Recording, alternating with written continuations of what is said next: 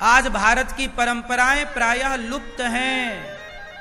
आपसे सवाल करता हूं, जितने लोग सुन रहे हैं, बताओ आपने भारत की किस परंपरा को बचा रखा है? आपसे सवाल, आप लोगों ने भारत की किस परंपरा को बचाने का प्रयास किया है? कौन सी परंपरा आपके घर में, आपकी समाज में आज सुरक्षित है? उत्तर दो। खाने की परंपराएं सुरक्षित हैं क्या?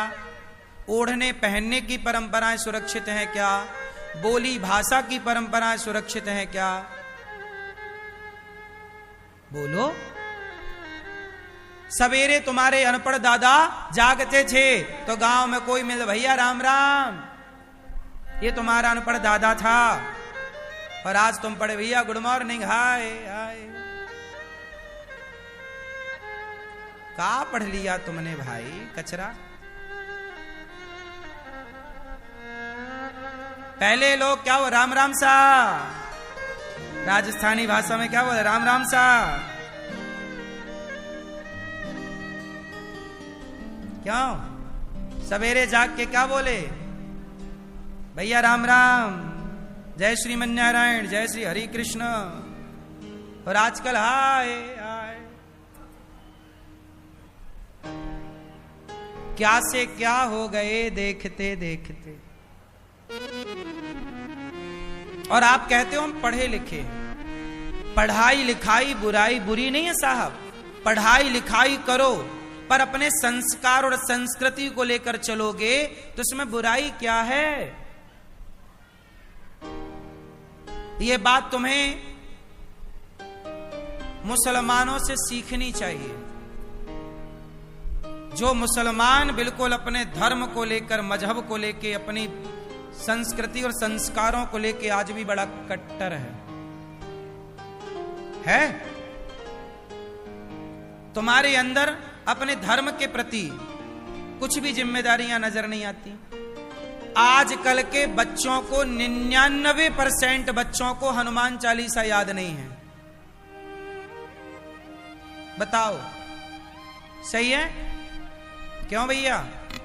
ओ छोरा, आपको हनुमान चालीसा याद है? तो बोलो फिर। जो सतवार,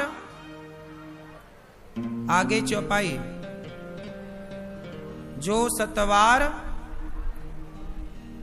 आगे, इनको याद नहीं है। हनुमान चालीसा याद नहीं है? सुना पहली चौपाई? नहीं याद है?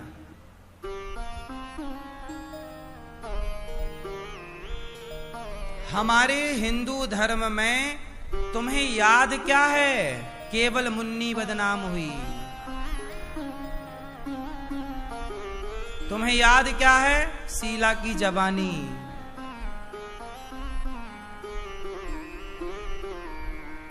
हनुमान चालीसा याद नहीं? हिंदू धर्म का सबसे बेसिक ग्रंथ है हनुमान चालीसा। पहला पाठ 1 हनुमान चालीसा। यदि ये भी तुम्हें याद नहीं है तो तुम्हारे भरोसे तो हो गई सनातन धर्म की रक्षा।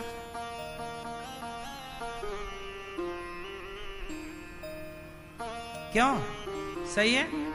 इसलिए समझो इन गहराइयों को।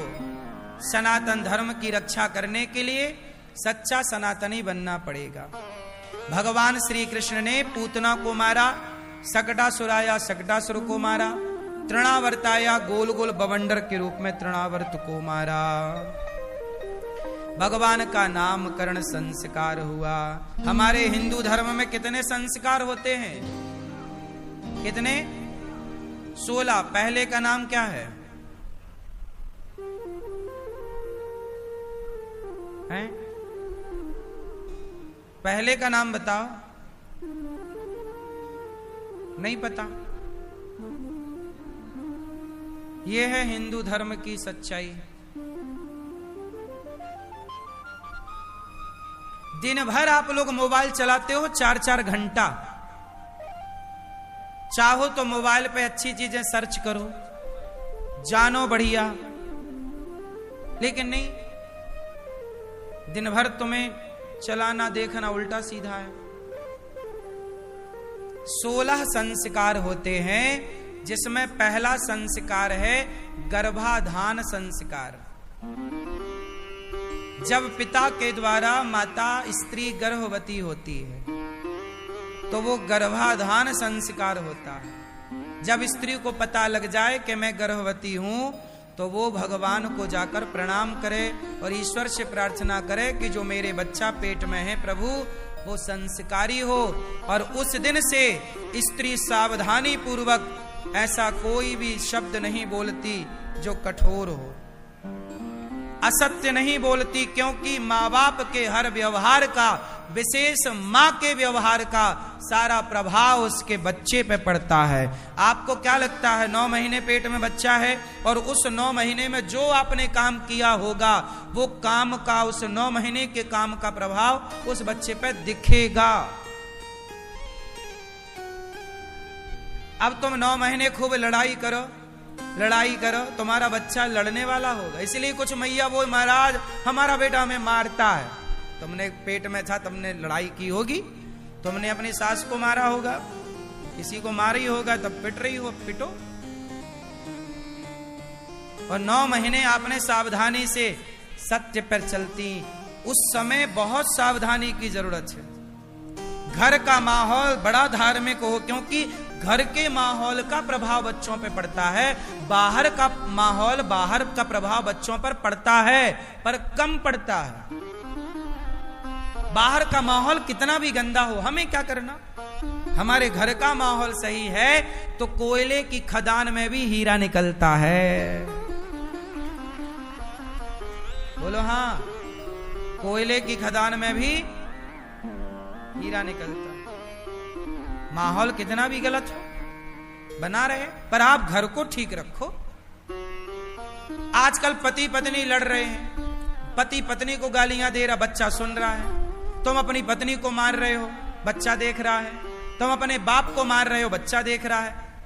क्या सीखेगा? जब तुम अपने बाप का सम्मान नहीं करते अपने बच्चों के सामने, तो तुम्हारा बच्चा तुम्हारा सम्मान क्या करेगा? बच्चे पढ़कर नहीं सीखते, बच्चे देखकर सीखते हैं। बच्चों के सामने घंटी बजाओ, वो भी घंटी बजाएंगे। बच्चों के सामने गीता पढ़ो, वो भी पढ़ेंगे। बच्चे पढ़कर नहीं सीखते, बच्चे। लेकिन आप जब देख रहे हैं बच्चे, तुम गलत, तुम बीड़ी पी रहे हो, तुम गांजा पी रहे हो, तुम दारू पी रहे हो, बच्चे देख रहे हैं, क्या सीखेंगे वो?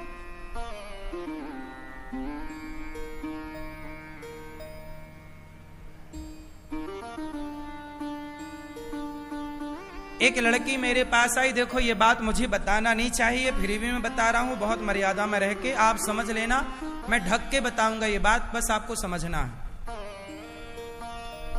एक लड़की आई मेरे पास, छोटी सी बच्ची थी, मतलब 15-16 साल की। बोले गुरुजी, एक दिन क्या हुआ कि मैंने अपने माता पिता को देखा अकेले में। तो मैंने जब अपने माता पिता को अकेले में देखा तो मैं देखती रह गई। और मैंने माँ बाप को जैसा देखा वैसे ही मैंने किसी लड़के के साथ वैसे ही किया। वो लड़की थी, जो उसने देखा उसे लगा कि यार ऐसा भी होता है, अपन भी करके देखो, ऐसे में क्या हो रहा है। भाई माँ बाप कर रहे हैं तो बढ़िया ही होगा। उसने अपने पर ट्राई किया, अपने रिश्तेदार के एक लड़के के साथ वैसे ही किया। क्या मतलब हुआ? इसलिए हमारा धर्म कहता है कि बच्चे बड़े हो जाएं तो बाप और मां को भी मर्यादा में रहना चाहिए। अब तुम्हारी बेटी सब समझने लग गई है, अब तुम्हारे बेटा सब समझने लग गया है। तुम पति पत्नी भले हो, पर पति पत्नी घर के भीतर भी मर्यादा में रहो, क्योंकि घर की मर्यादा बिगड़ेगी तो वो देख रहा है बच्चा और उस पर सब प्रभाव पड़ रहा। वो बोले भले कुछ ना, वो तुमसे क्या बोलेगा।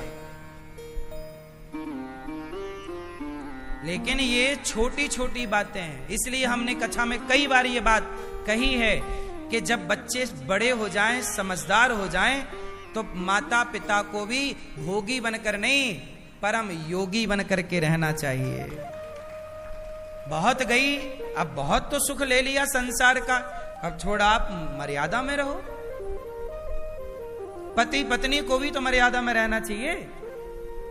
अब आजकल संसार में एक दूसरे का हाथ पकड़ के डोल रहे हैं, ऐसे छोड़ ही नहीं रहे हैं हाथ। अरे भैया, कमरे के भीतर पकड़ लेना हाथ। संसार में तेरे देख रहे हैं लोग, अच्छा नहीं लग रहा है। हर चीज सब जगह अच्छी नहीं लगती साहब। अब तुमने मर्यादाएं बेच खाई तो हम क्या करें। आजकल तो लड़का लड़की शादी के पहले फोटो खिंचाते हैं, गलत गलत। वो इसके गले में हाथ डाला, वो उससे चिपका है, ऐसे फोटो बाद में लगाते हैं शादी में। संसार देख, शादी के पहले तुम चिपक रहे हो। मतलब तुम्हें अच्छा लगता होगा, पर एक सभ्य समाज में ये शोभा नहीं देता। अरे सारी जिंदगी तो तुम्हें संग ही रहना है, कोई थोड़ी घुस रहा है बीच में। पर कुछ चीजें मर्यादाओं की है। सारी फोटो सबको नहीं दिखाई जाती। पति पत्नी के रिश्ते पति पत्नी जाने, तीसरे को बताने की क्या जरूरत है। बोलो मेरी मां, तुम पति पत्नी बनने वाले हो, शादी होने वाली, अच्छी बात है, पर तुम दुनिया को क्यों बता रहे हो कि तुम ऐसे चिपक रहे हो। क्या पाओगे, दुनिया देखेगी तो होगा क्या। और इतना चिपकने के बाद भी साल भर बाद तलाक हो ही जाता है। पहले के लोग तो नहीं खिंचाते थे फोटो और सारी जिंदगी रिश्ता चलाते थे। आज तुम जितना चोचला कर रहे हो ना, चोचले कर रहे हो, उतने तुम्हारे रिश्ते कमजोर हैं। क्योंकि बेसिक बुनियादी कुछ है ही नहीं, सब ऊपरी ऊपरी है। बोले ये बात सही है कि गलत। शादियों में पंपलेट वो लगवा देते हैं रास्ते भर में, वो लड़की लड़के ऐसे ऐसे फोटो खिंचा। किसे बता रही हो ये। शादी के पहले किसी मर्द के संग भले वो होने वाला पति हो, पर मर्यादा है। मतलब मर्यादा बेच खाए लोग। तुम्हारा जेठ देख रहा है, संसार देख रहा है, बताओ कोई मर्यादा नाम की चीज ही नहीं। जिस देश में मर्यादा को समझाने के लिए राम प्रकट हुए और मर्यादा पुरुषोत्तम कहलाए, वो देश, मर्यादा का देश आज अमर्यादित हो रहा है। कहीं तो तुम्हारी मर्यादा नहीं दिख रही है।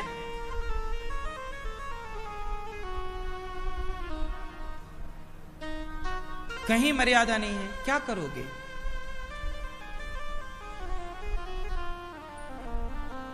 इसलिए मर्यादा सबके लिए है। इसलिए हमारे राम काय के लिए प्रकट हुए, मर्यादा पुरुषोत्तम। मर्यादा ना जाए, ना पति पत्नी की। सुनो, पति पत्नी भी मर्यादा में रहो। ऐसा नहीं है कि तुम पति पत्नी हो तो कुछ भी करो, कहीं भी करो, नहीं। मर्यादाएं, मर्यादा सबके लिए है। जिस दिन उल्लंघन कर दोगे, सीता मैया तो जगत की माता है, जगत जननी है, पर जब वो अपनी मर्यादा की लक्ष्मण रेखा का उल्लंघन करती हैं, तो उन पर भी संकट का पहाड़ टूट जाता है।